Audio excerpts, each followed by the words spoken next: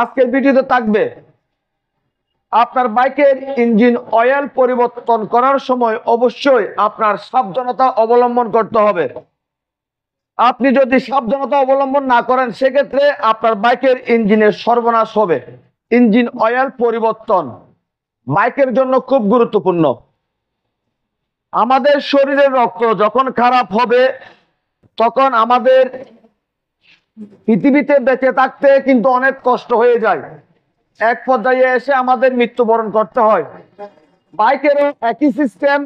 Engine oil অবশ্যই ভালো মানের হতে হবে এবং ইঞ্জিন অয়েল পরিবর্তন করার সময় আপনার কোন কাজগুলি করতে হবে।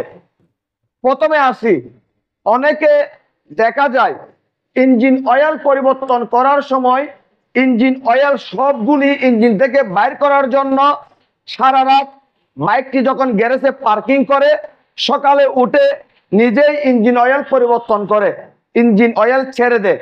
এই ভুলটা করা যাবে না। এবং আপনার বাইকের ইঞ্জিন অয়েল পরিবর্তন করার জন্য আপনি সার্ভিস সেন্টারে এসেছেন, সার্ভিস সেন্টারে আসার সাথে সাথে মেকানিকদের বলবেন না ইঞ্জিন অয়েল পরিবর্তন করে দিন। আপনার কি করতে হবে, আপনি যখন সার্ভিস সেন্টারে আসবেন বা গ্যারেজে যাবেন, আপনি সার্ভিস সেন্টারে এসে 10 মিনিট বসে থাকবেন। আপনারা দেখতে পাচ্ছেন বাইকটি আমাদের সার্ভিস সেন্টারে নিয়ে আসছে ইঞ্জিন অয়েল পরিবর্তন করার জন্য। তো আমি এদিকে দেখাবো একটু। তো আমি ওনাকে বসে রাখছি ইঞ্জিনটা 10 মিনিট ঠান্ডা হওয়ার জন্য। 10 মিনিটের মধ্যে ইঞ্জিন অয়েলগুলি ইঞ্জিনের চারিদিকে লেগে থাকা ময়লাগুলি ইঞ্জিন অয়েলের সাথে ইঞ্জিনের নিচের দিকে নিয়ে আসবে। এই 10 মিনিটের মধ্যে আমাদের আরো একটি কাজ করতে হবে।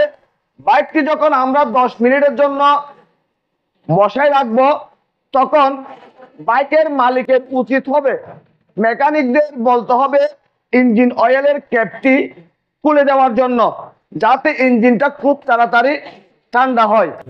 আমরা এই বাইকের ইঞ্জিন অয়েলের ক্যাপটি প্রথমে খুলে নিচ্ছি ইঞ্জিনটা ঠান্ডা হওয়ার জন্য। তো আপনারা দেখতে পাচ্ছেন ইঞ্জিন অয়েলের ক্যাপটি খোলার আগে অবশ্যই ইঞ্জিন অয়েলের ক্যাপের জায়গাটি ভালো করে মুছে ফেলবেন, যাতে কোনো ময়লা ক্যাপ খোলার পর ইঞ্জিনের ভিতর প্রবেশ করতে না পারে। 10 মিনিট ইঞ্জিনটাকে ঠান্ডা করার পর আমরা ইঞ্জিন অয়েল দিয়ে দিচ্ছি। আপনারা দেখতে পাচ্ছেন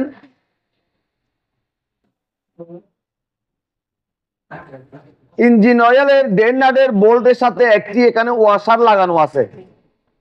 অনেকে বোল্ট খোলার সময় ওয়াশারটি ইঞ্জিন অয়েলের মধ্যে পড়ে যায় আর ওয়াশারটি ভুলে লাগানো হয় না। ওয়াশারটি যদি লাগানো না হয় সেক্ষেত্রে ইঞ্জিন অয়েলের ডেনের বোল্ট লাগানোর পর দেখা যাবে ইঞ্জিন অয়েল লিকেজ করবে। সেজন্য অবশ্যই ইঞ্জিন অয়েলের এই বোল্টের ওয়াশারটি অবশ্যই লাগাবেন। ইঞ্জিন অয়েল ইঞ্জিন থেকে ভালো করে বাইর করার জন্য অবশ্যই বাইকটাকে একটু কাট করবেন। এভাবে যখন কাট করবেন তখন ইঞ্জিন থেকে অয়েলগুলি ভালো করে বাইর হয়ে আসবে। তবে আপনি হাজার চেষ্টা করলেও ইঞ্জিন থেকে সবগুলো অয়েল বাইর করতে পারবেন না। আপনি শুধু 1 লিটার ইঞ্জিন অয়েল বাইর করতে পারবেন। যখন ইঞ্জিনটা কোম্পানির মধ্যে রেডি করা হয় এবং ইঞ্জিনের মধ্যে অয়েল দেওয়া হয় তখন ইঞ্জিনের ভিতর 1100 গ্রাম অয়েল দেওয়া হয়। 100 গ্রাম অয়েল ইঞ্জিনের আনাচে কানাচে লেগে থাকবে। শুধু আপনি যে 1 লিটার অয়েল দিবেন, শুধু এই 1 লিটার অয়েল আপনি ইঞ্জিন থেকে বাইর করতে পারবেন। প্রথমে হাত দিয়ে ইঞ্জিন অয়েলের বোল্ট এভাবে লাগিয়ে নেবেন, কারণ আপনি যদি রেঞ্চ দিয়ে লাগাতে যান সেক্ষেত্রে চেম্বারের চুরি নষ্ট হয়ে যায় এবং চেম্বার ফেটে যায়। যদি কোনো কারণে যদি এক সাইডে লেগে যায় বোল্ট, আর ইঞ্জিন অয়েলের বোল্ট টাইট দেওয়ার সময় অতিরিক্ত প্রেসার দিয়ে টাইট করবেন না, হাতের ইশারায় ইঞ্জিন অয়েলের ড্রেনের বোল্ট টাইট করবেন। আপনার বাইকের গুরুত্বপূর্ণ জিনিস হচ্ছে অয়েল। যখন আপনার বাইকের ইঞ্জিন অয়েল পরিবর্তন করবেন চেষ্টা করবেন আপনার বাইকের সার্ভিস সেন্টার থেকে ইঞ্জিন অয়েল ব্যবহার করার জন্য। সেক্ষেত্রে আপনার বাইকের ইঞ্জিন অয়েলটি হবে 1 নাম্বার এবং আপনার বাইকের ইঞ্জিন দীর্ঘদিন ভালো থাকবে। তো আপনারা দেখতে পাচ্ছেন আমি DTSI ইঞ্জিন অয়েলটি ইঞ্জিনের মধ্যে দিতেছি। আপনারাও চেষ্টা করবেন আপনার বাইকের ইঞ্জিন অয়েলটি ভালো মানের ব্যবহার করার জন্য। তো আমরা DTSI ইঞ্জিন অয়েলটি ইঞ্জিনের মধ্যে ঢুকিয়ে নিচ্ছি।